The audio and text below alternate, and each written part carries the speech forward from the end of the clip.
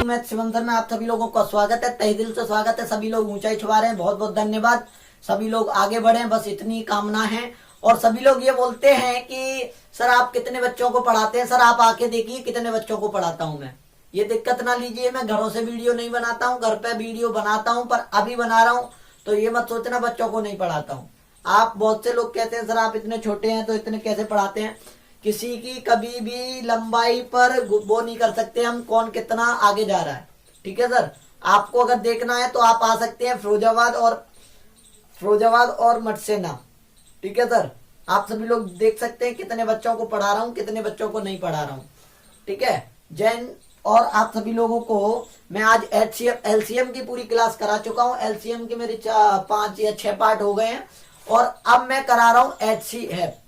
तो एचसीएफ की पहले हम बिल्कुल जानकारी से बात समझेंगे। एचसीएफ क्या होता है, एचसीएफ को क्या कहते हैं, हम बिल्कुल लो लेवल से चलेंगे।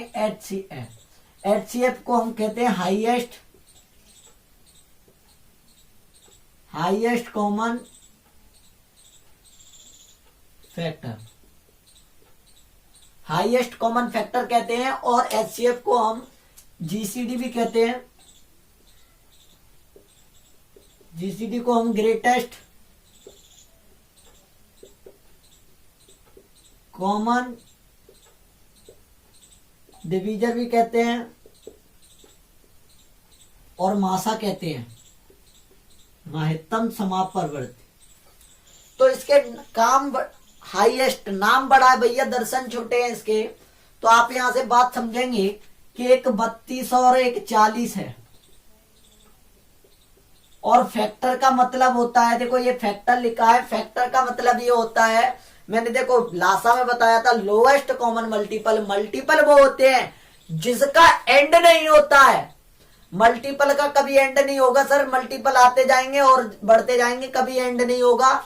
और फैक्टर की एक लिमिटेड वैल्यू होती है, एक लिमिटेड होते हैं। फैक्टर कभी आगे मतलब ज्यादा नहीं जाएंगे, वैल्यू मतलब लिमिटेड रहेगी। जैसे 32 है तो 32 किस किस के टेबल में आते हैं, एक के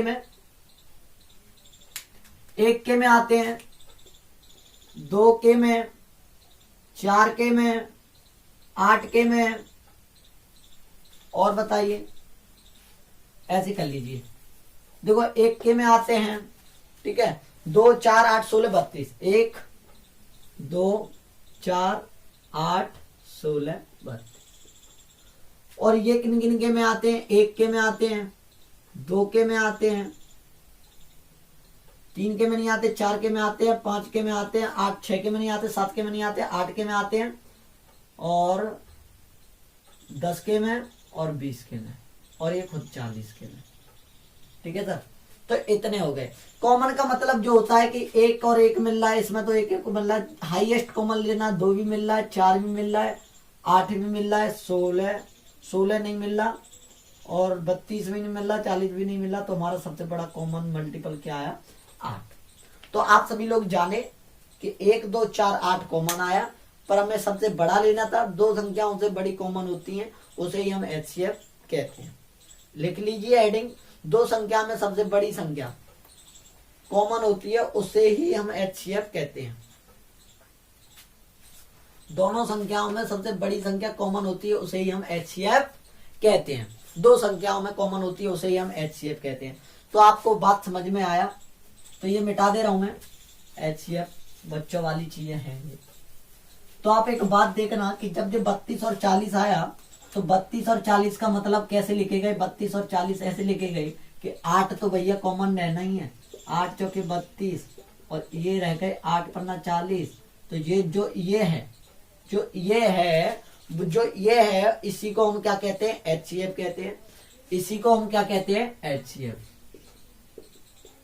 और आप ये बात समझना, जब किसी संख्या में कॉमन ले लिया जाए, जब किसी संख्या में कॉमन ले लिया जाते हैं, तो ये 2 संख्या जो होती हैं वो सहअभाज्य संख्या होती हैं, सहअभाज्य संख्या।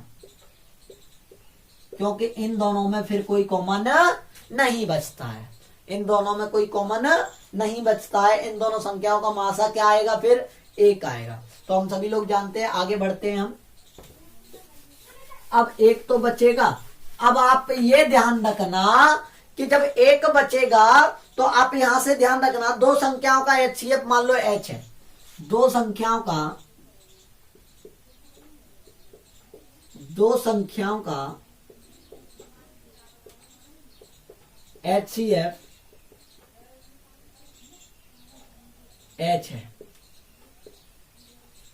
तो सीधी बात है, जब HCF H है तो संख्या क्या होंगी, संख्या ये होंगी, क्योंकि H जब कॉमन निकाला गया है तो संख्या होंगी, एक HX होगी, एक HY। आपको यहां ध्यान आया, HX होगी, एक HY होगी, तो सीधी बात है ये दोनों जो होंगे, ये जो दोनों होंगे वो कोप्राइम नंबर होंगे, और दोनों कोप्राइम नंबर होंगे, सहभाज्य संख्या होंगी। तो दो संख्याओं का मासा जब H है तो वो संख्या HX और HY होंगी। तो क्लियर सी बात है, अगर इन दोनों को मैं घटाऊं तो ऐसे लिख सकता हूं HX माइनस के HY, दोनों संख्याओं का अंतर। तो भैया जो H है वो घट जाएगा, बचेगा क्या, X माइनस Y। तो आप यहाँ बात समझना, आप यहाँ बात समझ रहे हो कि नहीं। जब H एक मासा है, कोई संख्या है, अगर कोई संख्या है उसमें से हमें तो पता नहीं भैया ये H कॉमन है, ये संख्या है, कोई ये संख्या है, तो इसमें जो H कॉमन बाहर निकली, तो आप एक हेडिंग डालिए, दो संख्याओं का अंतर,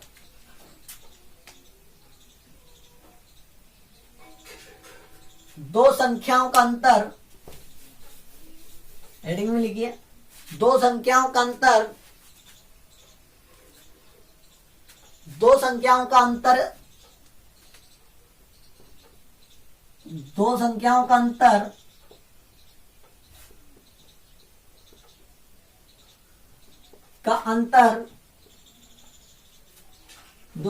अंतर मासा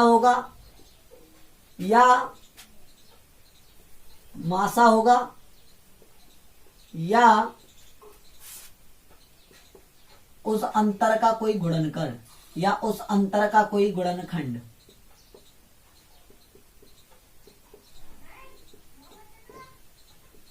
तो आप यहाँ एक बात समझना, या तो उस अंतर का कोई गुणनखंड होगा या वो अंतर ही होगा। एक और नोट पॉइंट ध्यान रखना, कभी दो संख्याओं का मासा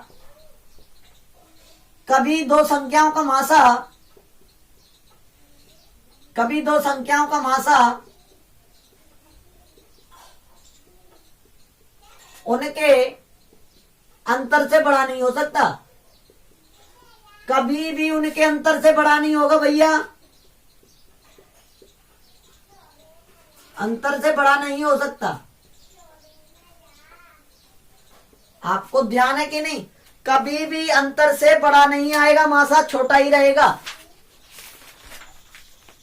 कभी भी मासा क्या नहीं होगा, बड़ा नहीं होगा। क्या, जैसे 32 और 40 हम एग्जांपल ले रहे थे, जैसे 32 और 40,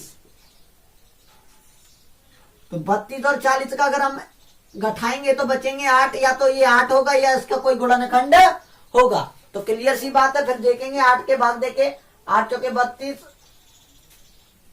इसमें 8 का भाग देखो, 8 चौके 32 और 8 बना 40। जब ये 4 और 5 आ गए, इन दोनों का अंतर अगर 1 आ गया, इन दोनों का अंतर क्या आ गया, 1 आ गया, तो ध्यान रखना यही मासा है, यही 8 एक ऐसी संख्या है कि इससे बड़ा कोई नहीं आ सकता है। आपको समझ में आ रहा है कि नहीं। हाँ, अब हम क्या समझ रहे हैं, जब सीधी बात है, पूरी मिटा दे रहा हूं, एक बार लिख लिया, स्क्रीनशॉट मान लो या उतार लो, ऐसा कोई लिखाएगा नहीं, ध्यान रखना। दो संख्याओं का मासा कभी उनके अंतर से बड़ा नहीं हो सकता है, एक बात। दूसरा पॉइंट यह है कि दोनों संख्याओं का अंतर या मासा होगा या उसका कोई गुणनखंड होगा। पहले काट के देख लेंगे, अगर कट रहा होगा तो वो संख्या हमारा होगा। तो यहां आपको समझ में आया, जैसे 72 56 ले रहे हैं, जैसे एग्जांपल, जैसे 32 और 40 लिया था अभी मैंने, 32 और 40, तो सीधी बात है अगर अंतर देखेंगे तो बचेंगे कितने, 8 बचेंगे, तो सीधी बात है 8 चौके 32, 8 पन्ना 40। इन दोनों का अंतर बंदर नहीं देखना आपको, कट रहा तो 1, ये बात समझाऊंगा। अगर एक 72 है और एक 56 है तो ले लिया, अगर मैंने 72 या 56 है, 72 है और ये 56 है, तो सीधी बात है अंतर कितना आएगा, 16। 16 से काट के देखेंगे नहीं कट रहा तो सीधी बात है 16 के एक छोटे गुणनखंड पे जाएंगे तो छोटा गुणनखंड 2 अट्टे 16 8 हो सकता है। 8 से देखेंगे दोनों कट गई तो सीधी बात है 8 9 72 8 7 76। हमेशा इनका देखो, ठीक है। तो आपको एक बात ध्यान रखनी है, जब ये दूसरा गुणनखंड आया तो कुछ अलग आया अंतर। जब पहला ही गुणनखंड हो जाता है तो एक आता है, तो आप ध्यान रखना संख्या एच एक्स या वाई, संख्या एच एक्स हो या एच वाई हो, ठीक है सर। जब संख्या एच एक्स हो या एच वाई हो, अगर डिफरेंस देखिए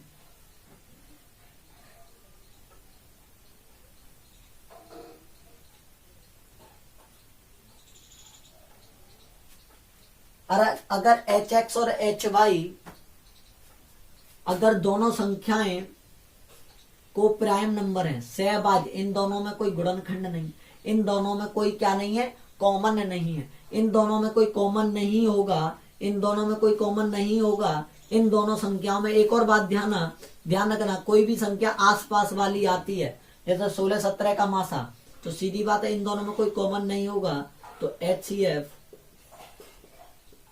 एक होगा। अगर कोई कॉमन नहीं होता, कोई कुछ नहीं होता, तो HCF क्या होता है, एक होगा।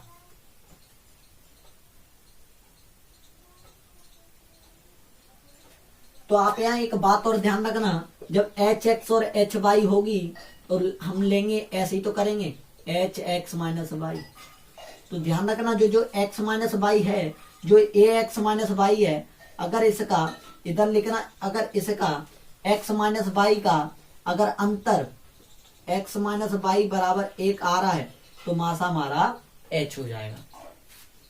तो मासा HCF दोनों संख्याओं के बराबर डिफरेंस होगा।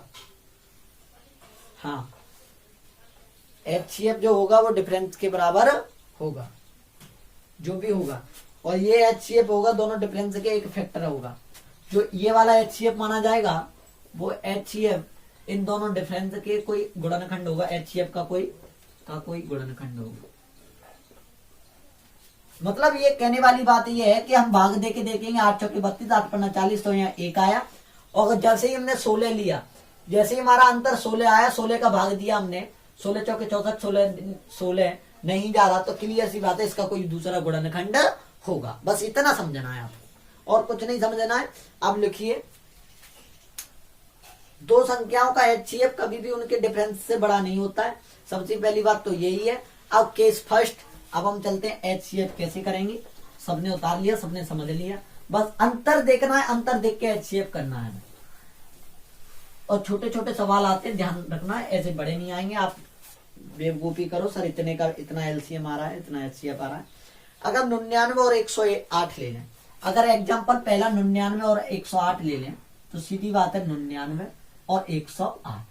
जब 99 और 108 लोगे तो इनका डिफरेंस क्या आया, इनका डिफरेंस आया 9। ये 9 से कट रहे हैं क्या, ये भी 9 से कट रहा है, तो क्लियर सी बात है HCF हुआ 9। आपको समझ में आया? तो हमें इतना नहीं लेने पड़ेगा। मतलब मैं ये फिर वहां ये समझाना चाह रहा था कि जब 9 का देंगे तो यहाँ 11 आएगा, यहाँ 12 आएगा, ये आपस में कोप्राइम नंबर हो जाएंगे 1। अगर इनका इन दोनों का भाग देके डिफरेंस 1 आ रहा है तो HCF हमारा जो है वही रहता है। अगर इनका डिफरेंस अलग आ रहा है तो हम और दूसरा कोई गुणनखंड लेंगे। जैसे कि केस सेकंड में 306 और 391। जैसे दूसरा केस एग्जांपल लेता हूं 306 से 391। अगर इन दोनों संख्याओं का HCF पूछे तो सीधी बात है इनका हुआ 85। अब आपको दिख रहा है 5 के पाड़े में 6 नहीं आएंगे, तो आप दूसरे वाले जब पे जाओगे तो दूसरा होगा 2 में नहीं जाएगा भाग, 3 नहीं 3 नहीं 6 3 नहीं जाएगा, 4 5 से कटेगा, 5 से बार तो 17 बार। अब 17 से देंगे तो 17 एकन 17 3 बचे, 17 एकन 17 23 बचे, ये कट जाएगा, 17 से कट जाएगा। तो आपको यहाँ समझ में आया कि HCF क्या रहेगा, 17 रहेगा। मतलब इसका अगर इसके इससे कोई नहीं भाग जा रहा तो इसका कोई दूसरा तुरंत गुणनखंड लेगी, उसका गुणनखंड ही मासा होगा। आपको समझ में आया? HCF निकालने के तरीके बताऊंगा मैं। अब HCF निकालने के तरीके, पहले 2-3 बातें मेरी ध्यान रखना।